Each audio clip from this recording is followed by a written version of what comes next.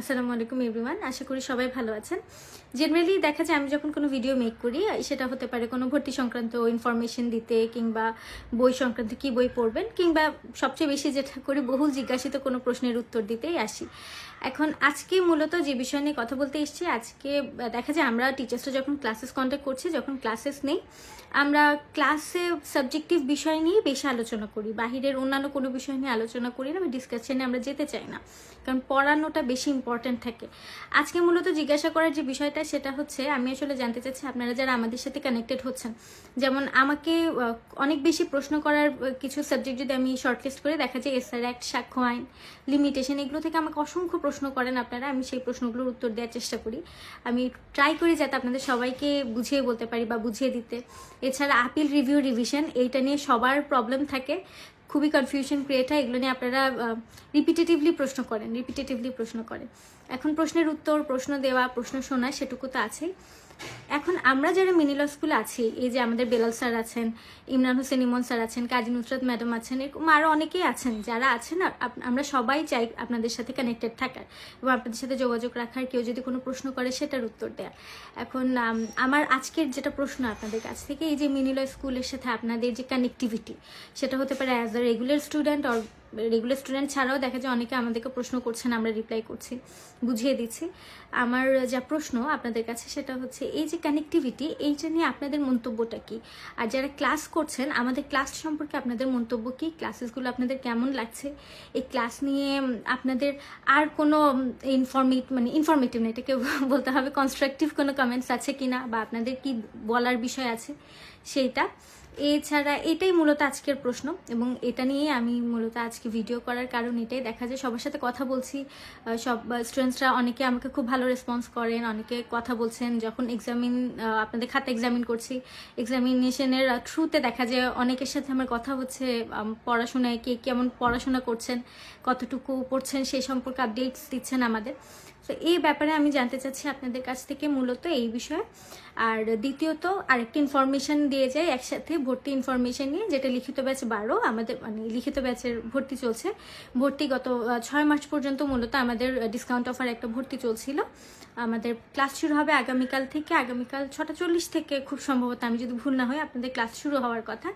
এর মধ্যে যারা ভর্তি হতে চান তাদের আসলে আমাদেরকে ইনবক্স করতে হবে। আমরা আমাদের আইডি থেকেই পোস্ট করছি প্রত্যেকেই, যারা যারা আইডি থেকে পোস্ট করছি তারা ওই রেসপেক্টিভ আইডিগুলোতে নক দিতে পারেন। হতে পারে শেখ হাফরোজা মাহি, আয়েশা আক্তার আপু, কিংবা আমি, কিংবা mini law school ID, whichever one, আপনি সেটাতে ইনবক্স করতে পারেন, আমরা আপনাদের রিপ্লাই করবো, এবং অ্যাডমিশনের যে ফর্মালিটিস সেগুলো কমপ্লিট হয়ে যাবে। এছাড়া এখন মূলত সবচেয়ে বেশি জিজ্ঞাসিত প্রশ্ন হচ্ছে, আপু হ্যান্ড ল 7 লস হ্যান্ড লোড যে পড়বো নাকি প্রিলি মাস্টার পড়বো? এখন এই যে প্রিলি মাস্টার তো আপু পড়েছি, এটা পড়লেই কি পাশ করতে পারবো? কিংবা আরও একটা প্রশ্ন ছিল, যে একটা প্রশ্ন ব্যাংক লিগাম প্রশ্ন ব্যাংক আমরা সবাই পড়ি, মোটামুটি সবাই পড়েছে, এটা পড়লেই কি পাশ করতে পারবো? এখন দেখুন, কোন একটা বই, যে ব্যক্তি 10টা বই পড়েছে, আমি তাকেও বলতে পারবো না হ্যাঁ আপনি পাশ করতে পারবেন, কাউকে এটা বলা সম্ভব না।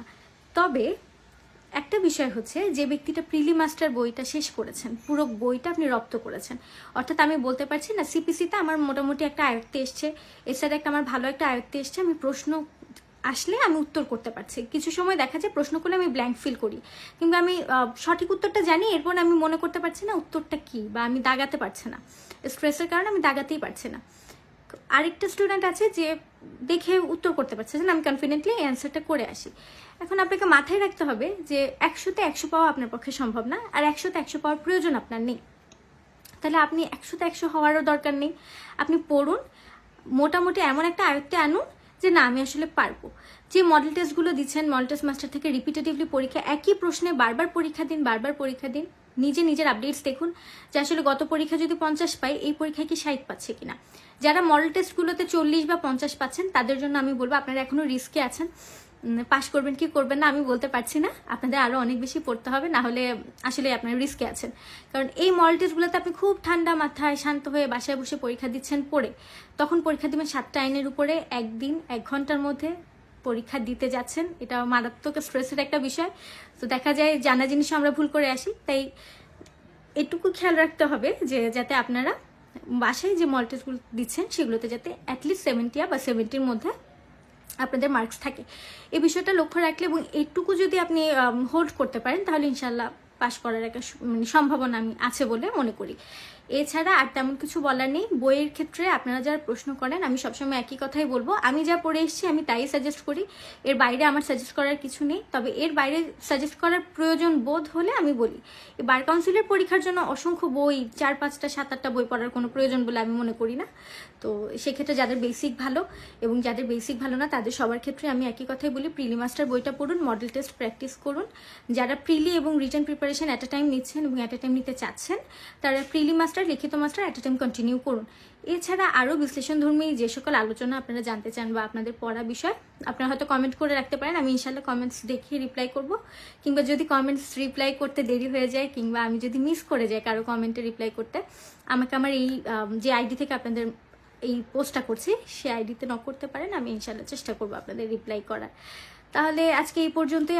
আমি প্রথমে যে প্রশ্ন করেছি সেই প্রশ্নের জবাবের অপেক্ষায় থাকবো। আমি দেখবো আপনারা কে কি বলছেন, বাকিটুকু হয়তো কমেন্টে কথা হবে। সবার জন্য শুভকামনা রইল, যারা পড়ছেন আরও অনেক ভালো করে পড়ুন, আপনাদের জন্য অনেক অনেক শুভকামনা রইল। আসসালামু আলাইকুম।